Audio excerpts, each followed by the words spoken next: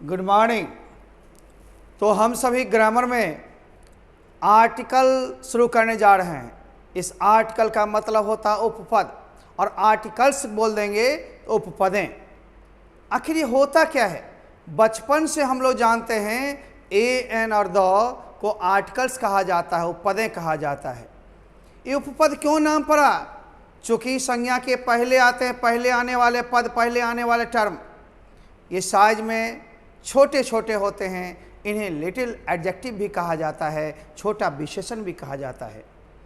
Modern English grammar में articles determiners के अंतर्गत आते हैं। डिटरमाइनर्स वे हैं जो सिर्फ नाउन के पहले आते हैं। डिटरमाइनर्स वे हैं जो सिर्फ नाउन को ही निर्धारित करते हैं, नाउन को ही निश्चित करते हैं। आप संख्या में आर्टिकल्स को 3 देखते हैं, ए एन और द, लेकिन प्रकार इसके 2 हैं, एक डेफिनिट और दूसरा इनडेफिनिट। द को डेफिनिट आर्टिकल कहते हैं और ए और एन को इनडेफिनिट आर्टिकल कहते हैं।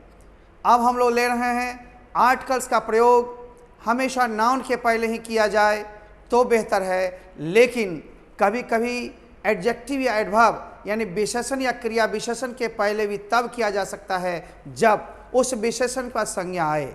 यदि संज्ञा नहीं आए तो आर्टिकल का प्रयोग नहीं करें।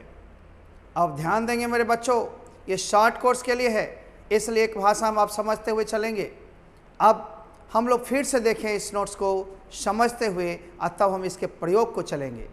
आइए, ये आर्टिकल्स उपपदें, ए एन और द को आर्टिकल्स कहा जाता है। किसको? ए एन और द को। ये आर्टिकल्स को डिटरमाइनर्स के अंतर्गत रखा गया है, डिटरमाइनर्स के अंतर्गत रखा गया है। और डिटरमाइनर्स वे होते हैं जो निश्चित करते हैं कि इनके बाद कोई संज्ञा हो, यानी संज्ञा के पहले ही आर्टिकल्स आ सकते हैं।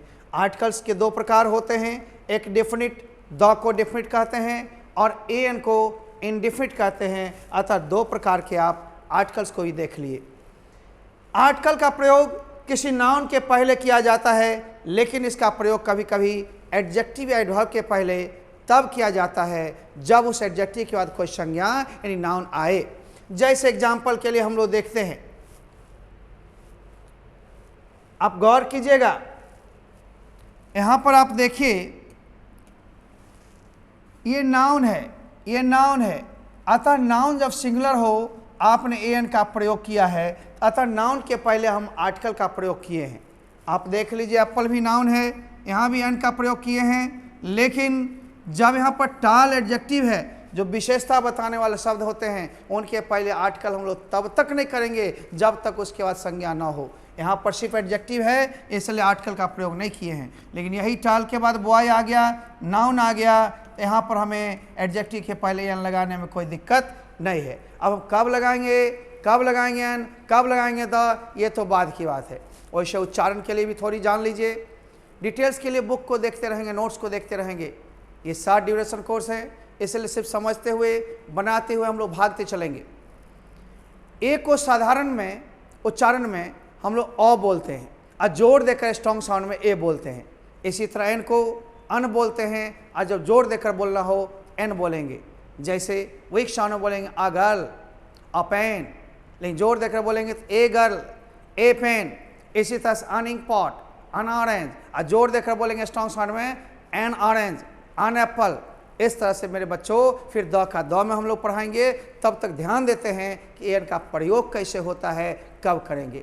सबसे साधारण नियम है, एन का प्रयोग उस सिंगुलर काउंटेबल नाउन, उस एक वचन गणनीय संज्ञा के पहले किया जाता है जिसका उच्चारण वोवल साउंड, स्वर ध्वनि यानी अ आ, ए ओ ओ, ए ऐ, ओ औ, अंगा से हो। या आप कह सकते हैं अ से लेकर अंगा तक के बीच में जो भी उच्चारण मिलता हो पहला अक्षर, उसमें आप एन लगाओ।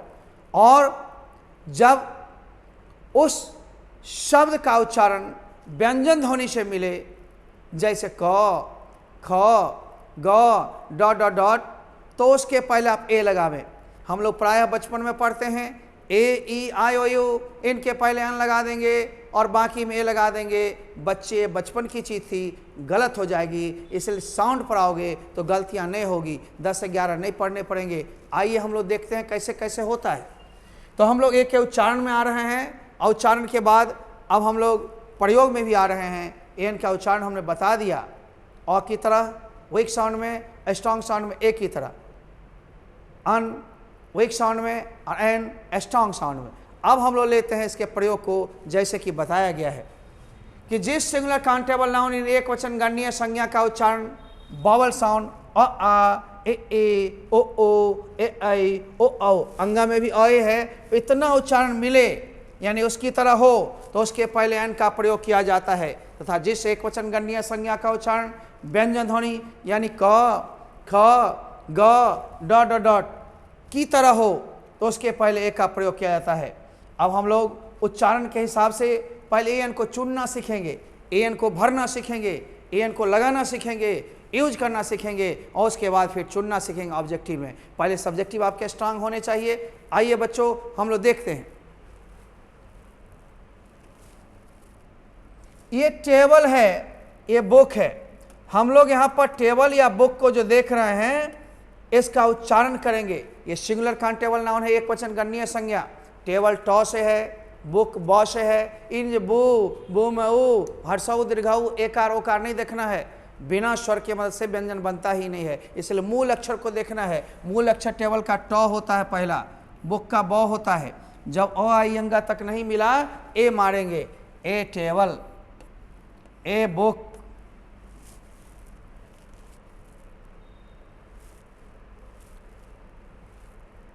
इसी तरह मेरे बच्चों हम लोग फिर आते हैं और देखते हैं, पेन प से है, ए पेन। एप्पल ए से है, एन एप्पल। ऑरेंज आ से है, एन ऑरेंज। अम्ब्रेला अ से है, एन अम्ब्रेला। यूरोपियन ई से बॉवल की तरह दिखता है, बॉवल लेटर है लेकिन कॉन्सोनेंट साउंड है य की तरह, इसलिए सब मारेंगे। अब आप गुरु जी के पास गए, या तो बोलेंगे कुमार सर अपना दिखाते हैं, या फिर बोलेंगे कि नहीं लिखो, यदि ई से शुरू है परंतु उसका उच्चारण ई की तरह ना होकर य की तरह हो तो उसमें ए लगेगा। इस तरह से लेटर को अलग अलग पढ़ने में बहुत सारे रूल्स आएंगे। आप सारे रूल के लिए एक मास्टर रूल याद रखो, vowel sound and consonant sound. O से अंग तक मिले एन लगाओ, नहीं मिले ए लगाओ, सबसे सिंपल रूल यही है। आओ, यूजफुल य से हो रहा है अतः ए यूजफुल। इसी तरह हम बढ़ेंगे। लोग प्रायः जो है इसको समझ जाते हैं ये कॉन्सोनेंट साउंड है, ये कॉन्सोनेंट लेटर है, इसमें ए होगा। जी नहीं, जो शॉर्ट फॉर्म हो उसका अलग अलग आप उच्चारण करोगे। जैसे एम एल ए, एम आप कैसे लिखे, एम का पहला क्या है ए, तो इसमें एन एम एल ए होगा। एस डी ओ, एस कैसे लिखते हो, इसका पहला क्या है ए, इसलिए अन एस टी ओ। लोग समझता है कॉन्सोनेंट में वॉवल, तो प्राय टीचर लिखा देंगे कि शॉर्ट फॉर्म में प्राय एन होता है, ऐसी भी बात नहीं है। वीडियो ब से होता है, अब ब में ए लगाते हैं, इसलिए देखना है, ध्यान देना है, ठीक से उच्चारण करना है। होटल ह से होता है, पहले अंग्रेज के समय में इसको भी एस साइलेंट करके होटल बोलता था, तो रेन एंड मार्टिन बुक में एन होटल लगी हुई है, लेकिन अब नहीं, अब होटल होता है। आप देखते हैं हॉर्स, ए हॉर्स, ये आवा में एच साइलेंट है, आवरली में एच साइलेंट है, ऑनेस्ट में एच साइलेंट है, ऑनरेबल में एच साइलेंट है, एयर में एच साइलेंट है। तो जहाँ जहाँ साइलेंट है एच, उसका आ की तरह उच्चारण हुआ आवा, इसीलिए इसमें एन का प्रयोग होगा।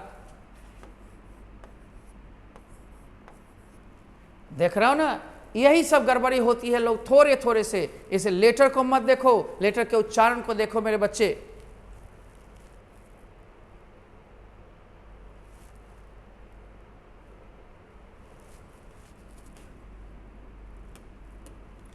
अब एम पी, एम ए, इसका पहला जो है एम की तरह है, एम में क्या है, पहला ए है, इसलिए an M P, an M A, S P, S का पहला ए है, अन एस पी।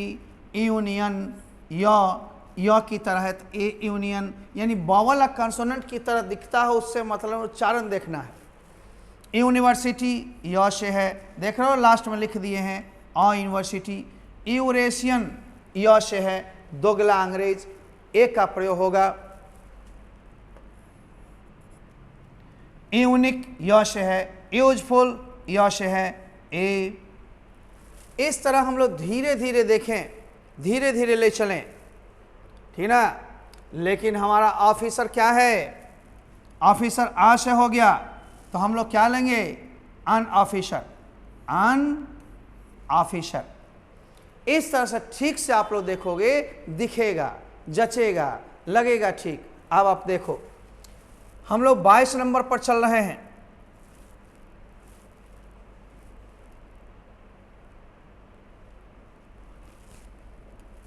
अब 22 नंबर पर चल रहे हैं। इंजीनियर ई से होता है, देख रहे हो, अन इंजीनियर। अर्जेंट ओ से है, an urgent, an urgent call, an urgent piece of work, देख रहे हो ना। अब देखो कप ऑफ टी, केवल टी रहता, अनकाउंटेबल नहीं लगता। एक cup of tea, cup singular है, एक कप ऑफ टी, तुमने दी, मैंने पी, ही, आराम से चलो। EUSSR य से है, अब देख रहे हैं ना, EUSSR शिप।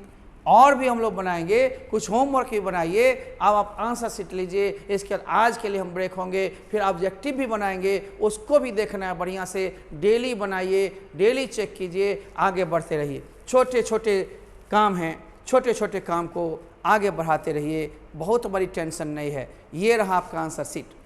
आंसर शीट भी आप मिला लेते हैं, बुक से ज़रूर बनाइए। हथियार नहीं रहेगी, युद्ध नहीं जीत पाएंगे।